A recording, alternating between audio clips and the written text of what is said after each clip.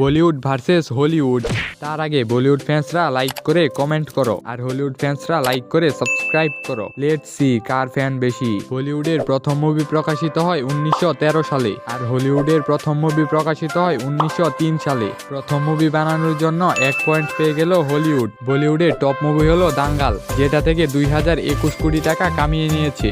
অন্যদিকে হলিউডের top movie হলো অবতার, যেটা থেকে 19,000 কোটি টাকা কামিয়ে নিয়েছে। এবারও 1 পয়েন্ট পেয়ে গেল হলিউড। বলিউডের টপ অ্যাক্টর হলো শাহরুখ খান, যিনি একটা মুভির জন্য 120 কোটি টাকা চার্জ করেন। অন্যদিকে হলিউডের হাই পেইড অ্যাক্টর হলো টম ক্রুজ, যিনি একটা মুভির জন্য $100 মিলিয়ন নিয়েছিলেন, যেটি ইন্ডিয়ান টাকায় 800 কোটি টাকারও বেশি। এখনো 1 পয়েন্ট পেয়ে গেল হলিউড। বলিউডের সব থেকে ধনী অ্যাক্টর হলো শাহরুখ খান, যার নেটওয়ার্ক হলো 6,000 কোটি টাকারও বেশি। আর হলিউডের সব থেকে ধনী অ্যাক্টর হলো জেরি সিন, যার নেটওয়ার্ক হলো 8,170 কোটি টাকা। আবারও 1 পয়েন্ট পেয়ে গেল হলিউড। আপনার পছন্দের মুভি কোনটি? কমেন্টে